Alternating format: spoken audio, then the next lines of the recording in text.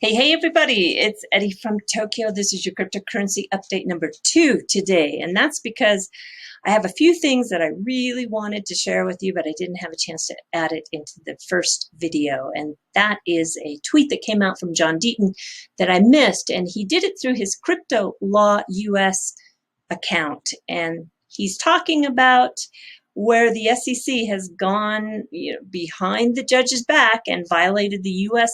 civil court rules by issuing multiple MOUs, the Memorandum of Understandings, to obligate foreign governments to obtain files from Ripple's foreign business partners. They got caught. And read the full letter to the judge, Judge Netburn here, and he's got a link to it. Yeah, this is a big deal, everyone. This is really a big deal. The SEC looks like they have really put themselves into a corner where they're going to have to do some very, very good explanation as to what they have done. And then someone, G_S_3670, said this is going to end up being becoming a blockbuster movie. And I think Mr. Garlinghouse is feeling rather confident because he's able to join in with a little bit of fun. And he said, can I vote on who plays me? And then this Twitter feed is really fun with all of the suggestions of who just might be that perfect person to play Mr. Garlinghouse. This one I thought was great by DJ Peter Boss. He found someone to play Joel Katz. Oh, he's just really handsome. Anyway, these are just so funny and so good. I love it. I think the XRP community deserves to have a little bit of humor and smiles for a change. Okay, let's take a look at the market because there are a couple of projects I want to focus on. I have it by volume here, so you can see VeChain is up 35%. Sia Coin, a really old project, is up 58%. Chili's up 44%. But the two projects I really want to look at are Dogecoin, which is up 63% in the last 24 hours, and ETC, that's Ethereum Classic, up 30%. And that really stands out, and I wanted to know why. Well, Ethereum Classic is one project that is going to now be able to be wrapped, and being wrapped will provide this project to participate in Ethereum-based DeFi services. So when you wrap a coin, it takes it from one blockchain asset into an equivalent representation on another blockchain. And this particular collaboration is going to be with Filecoin. So I think there are a lot of people who have Ethereum Classic that are very, very excited about this collaboration. Now, the other project is Dogecoin. Within the last 24 hours, Elon Musk tweeted this painting out. It's by Miro, which is titled Dog Barking at the Moon. It was painted by this Spanish artist in 1926. Yeah, very much influenced from that style of art that came from Catalonia, which is in the northeastern corner of Spain. Barcelona is one of those 4 provinces that make up Catalonia, and the Barcelona region, or the city of Barcelona, is just south of that on the coast. It's a really, really, really great part of Spain. But what is interesting is that after this particular painting was tweeted, he actually retweeted something that he did back in July 2020. And this time he did it with a pair of eyes on it.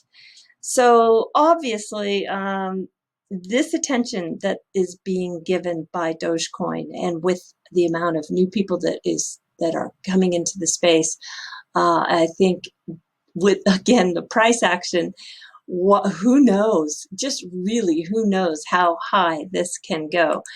And I just want to do a quick shout out to Mr. Musk because he tweeted that NASA is going to select Starship to land the first astronauts on the lunar surface since the Apollo program. Wow, congratulations. Congratulations. Okay, so back on track to Dogecoin. Don't ever forget that Flare Networks, with the vision of Hugo, which is really, truly remarkable, because you cannot forget that his bold decision to bring Doge into the ecosystem is something that was very visionary. And what I'm really realizing, and that's what I wanted to share with you, is, of course, a couple of days ago, I had the founder of WanChain on my channel. And when Mr. Jack Liu, the founder of WanChain, and I chatted briefly before I hit the record button, he mentioned that there would be so many chains and DeFi ecosystems coming to XRP. And what did we see? Well, the very next day, we saw this project called Heco, and it has a bridge with XRP.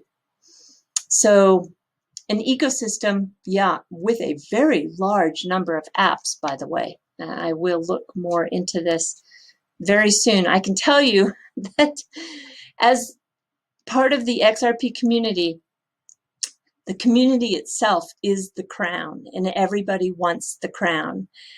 Mickey B. Fresh is going to be very busy, and I included, looking at all of the projects that are going to come in front of us, trying to carve out a portion of the marketplace for their position. So again, the community is very lucky to have so many of these opportunities come their way. Yeah, it's going to be a parade of suitors, everybody, across the year of 2021. We're going to just see, I'm going to make a guess at a dozen of them that are going to come at the very least. And, you know, I do tell you that Spark still, well, it has stolen my heart. I mean, I'm going to pay attention to all the incoming suitors. Don't get me wrong. I want to really make sure that as an XRP holder, everyone can leverage to the maximum benefits for the usage and maximize being a holder of XRP. But I am still very, very excited for Spark.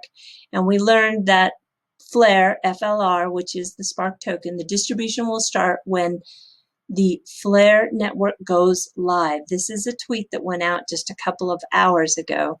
And the team is now working to make this happen safely, emphasized in capital letters, as soon as possible. And it is dependent on finishing security testing. And that's, I think, I'm not disappointed if it is going to take us a week or two later than we thought, but we expect, he says, at the end of June, plus or minus 2 to 4 weeks. So even if we get this distribution, the airdrop, the 15% Spark in July, safety is the primary goal here. So I'm definitely, I can wait. Yes, I can wait. So, okay, everybody, let's jump to just a little bit of fluff. It's kind of a transition. This one, though, I'm always thinking when heads of state visit different countries, what is it that they serve? Well, they're in the dining room here, the Prime Minister Suga of Japan and Biden, but they're not eating. They're having their meeting in the dining room. So I tried to find out where they were going to eat and what was on the menu. I was just really, really curious, but I could not find it. However, if you do come to Tokyo and go down to Kyoto, there's a couple of them. This is one I've not been to. I've been to one that has like a 300-year-old history, same as this one here. This is an old samurai house, and it has been turned into a restaurant. And then the restaurant serves exactly what the samurai, the aristocratic class of the samurai class, would have had at a meal at that time. And here is an example. You'll find the menus, though, in Kyoto are so seasonally based. So, and we're talking different season almost every month, because vegetables and fish and all types of food truly are seasonal. You can't just say 4 seasons a year in Kyoto. I think there's a new change of seasonal food that happens almost every 6 weeks. This is a menu, though, that would be for dinner. Dinner at this restaurant, which is called Heikite, and I'll put a link to it in the description, is going to run about $68, and it's a course meal, so it's a set course that you'll get like this. It has, these are vegetables simmered in a dashi, which is kind of a mirin, sake, soy sauce broth, and then you have cold vegetables here. You have a seasoned rice. You have the pickled daikon, and yeah, just they call them pickles, but it is a seasoned vegetables that have a very, very, very unique taste. I love them. Then you have a little tempura, and then you have your somen noodles. Somen is a really thin noodle, mostly eaten in the summertime. So you have, the next one up would be a ramen noodle, and then you have the udon noodle, which is pretty thick, but the somen noodles are very, very thin, almost like a linguine. If you talk about spaghetti or pasta from Italy, kind of like a linguine noodle. And then you have watermelon. So, that's a huge clue. So I can tell you that the watermelon is August. So this is probably an August dinner.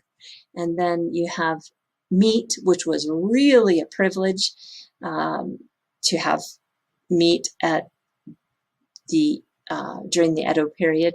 And then you have over here some sashimi with other seasonal vegetables. So yeah, very, very yummy. If you don't want to do dinner, you can do lunch for about $27, and it'll be a set course meal as well. Yeah, it would be really fun to be in these old samurai homes. All right, everybody, do take care. Sayonara for now. Bye-bye.